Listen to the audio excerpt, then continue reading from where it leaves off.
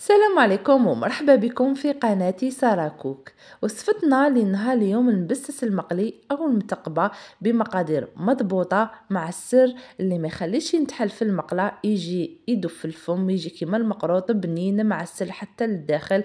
لهذا ننصحكم انكم تتبعوا الفيديو حتى الاخير ونتمنى لكم مشاهدة ممتعة. اذا نمر مباشره للمقادير. اذا هنايا في جفنه غادي ندير 3 كيلات سميد من النوعيه المتوسطه مع اضافه الملح ومغرف كبيره لافاني، ونروح نضيف لهم كيلة تاع سمن دايبه ولا دهان دايب. انا هنا للامانه استعملت مارغرين ذوبتها، يعني الكيلة تاعكم خلوها ناقصه الا اصبع اللي راح نكملها بالزيت. ولازم تكون الكيلة تاع الليدام تاعكم بارده. اذا هنايا شوفوا ناقص موان دوا، غادي نروح نكمله بالزيت. في الوصفه الاصليه تاع المبسس او المتقبه، كل جهه وكيفاش يسموه، حنا في الغرب الجزائري نقولوا له المبسس. يعني في الوصفه الاصليه تاعه يجي غير بالسميد، يجي هو نفس المبدا تاع المقروط. نروح نضيف الكيلة تاع الليدام ونبقى نخلط في المكونات تاوعي جيدا، ونحاول كيفاش نبسس السميد تاعي مليح. نحاول اني ندخل مليح جيدا الليدام تاعي في السميد. هذه العمليه اللي هي التبساس اللي عليها جا كلمه نبسس. حاولوا انكم تدخلوا جيدا هذاك الليدام كاع في السميد باش يشربه ويجيكم، يعني كي ديروا انبول بين يديكم تجيكم شويه ملمومه. وعندي ملاحظة بسيطة وفي نفس الوقت مهمة، وانتم تبسوا في السميد تاعكم حاولوا انكم تبسوه هكا ليجرمون، ما تضغطوش عليه بزاف. يعني العملية هذيك اللي تقعدوا تحكوا فيه غادي تعطي لكم مبسس، يعني يولي رقيق. لكن متوسط غادي يولي لكم رقيق. فلهذا حاولوا غير هكا بين راحه يديكم كيفاش تدخلوا الليدام في السميد تاعكم. كي تشوفوه دار لكم هذيك، يعني كي تجي دير ينبول في يديك تتكور لك ولا تتشكل معاك، عارفي باللي السميد تاعك تشبع الليدام وسيبون دخله كاع هذاك الليدام. هنايا نروحوا نلموه بالماء. اذا بهذا الشكل كما راكي تشوفي في الفيديو. إذن هذه مهمة لنجاح تانيك المبسس ولا حتى المقروط، يعني هو نفس المبدأ. ما تبقوش تحكوا في السميد، هذيك عملية الاحتكاك ولا هذاك الفخوطمون اللي ديريه بين يديك غادي كاع يضيع لك السميد تاعك. حاولي غير كيفاش تدخليه هكا على الخفيف، يعني بين يديك ما تضغطيش عليه بزاف. هنا عندنا الكيله اللي كيلنا بها السميد والليدام، غادي نعمرها ما يعني كيله الا اسبوع، نروح نضيف لها الماء زهر ونبقى هنايا نلم برك. حاولوا انكم ما تعجنوش، لان كل ما عجنتوه كل ما البسس تاعكم يجيكم قاصح. باش يجيكم مطري ويجيكم يتفتت ويدوب في الفم، حاولوا كيفاش تلموا العجينه تاعكم غير بيديكم ما تعجنوهاش. هنايا غادي نعطيكم السر باش ما ينتحلكمش في المقله. بزاف من النساء يعانوا يقول لك انا ينتحلي في المقله نروح نديره في الطاجين. شوفوا تاع الطاجين تانيك عنده بنه، وتاع المقله عنده بنه.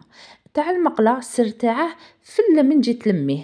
كما تعرفوا السميد دائما يحشيها لنا، يعطينا باللي تشرب الماء، وكي نجو نبقوا نشكلوا فيه نلقوه نشف لنا. فلهذا انا دائما 3 كيلات ندير كيلة تاع ماء نشبعه ماء. شبعوا الماء تاعكم، ما غاديش يتشقق لكم وما غاديش ينتحل لكم في المقله. هنا كل ما يعني لميتوه مليح بالماء، وما تخافوش يعني السميد يشرب بالماء. لهذا ننصحك سيدتي انك تتبعي المقادير المضبوطه لنجاح المبسس تاعك ولا المتقبه. اذا كما تشوفي هنايا لميته برك بالماء. شوفوا هنايا كي تشكل معك الحبه ما تجيش كاع مشقه. هنا وإلا شفتيه خاصه شويه ما ضيفي له نورمال، يعني ما تخافيش كاع. هو اللي تلميه مليح بالماء باش ما ينتحلكش في المقله. اذا هنايا نحل العجينه تاعي فوق ورق البلاستيك باش يسهل لي من نجي نرفد الحبه تاع المبسس تاعي. حاولوا كيفاش تخلوه شويه طالع ولا شويه غليظ، ما ترقوش.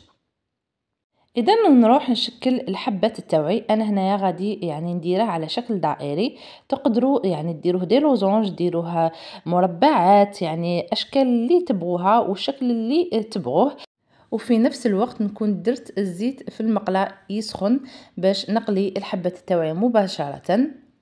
تانيك من اسرار نجاح المبسس الزيت يلاق يكون حامي، يعني الخطره الاولى يكون حامي بعد تنقصوا له على متوسط. اذا انا نروح نطبع الحبه تاعي بهذا الشكل. شوفوا كيفاش ترتفد معكم بكل سهوله. حاولوا كيفاش تعطوها شكل مليح وشباب.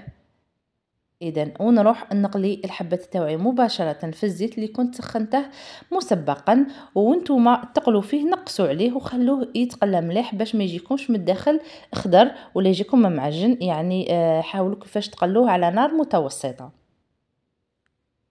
بهذا الشكل نروح ندير كاع الحبات التوعي بنفس الشكل ونروح نقليهم. هنايا قبل ما نروح نقلي الحبات التوعي غادي نتستي الزيت نشوفه ولا راه حامي مليح. اذا هنا تاكدت بلي راه حامي، نروح نضيف الحبات التوعي ونقص النار على متوسطه كما قلت لكم باش يطيب لكم مليح من الداخل ماشي غير من برا. اذا نروح كاع ندير الحبات التوعي ونبقى يعني نقلي فيه مليح حتى نعطيه شكل يعني ذهبي. نروح نقلعه نقطره، يعني ماشي مباشره من الزيت تروحوا ديروه في الحسل. حاولوا كيفاش تحطوه قبل يتقطر مليح من الزيت وتروحوا تعسلوه. اذا هنا شوفوا الحبه التوعي ما تحلوليش كاع في الزيت ما شاء الله.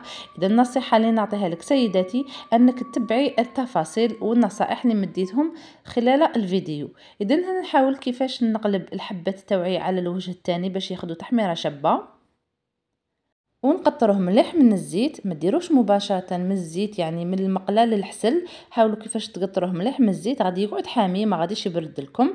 اذا هنايا كما راكم تشوفوا في الفيديو راني نقلع في الحبات بعد ما خداو تحميره شابه، ونحاول اني نقطع لهم مليح من الزيت كما قلت لكم ونعسلوه. يعني الحسل هنايا بارد بيسكو البسيس تاعكم يكون حامي. برك انا هنا هذاك الحسل باش يطلق روحه رحت غير ماشي حميته، يعني غير فوق النار هكا خفيفه باش ما يبقاش هكا ثقيل.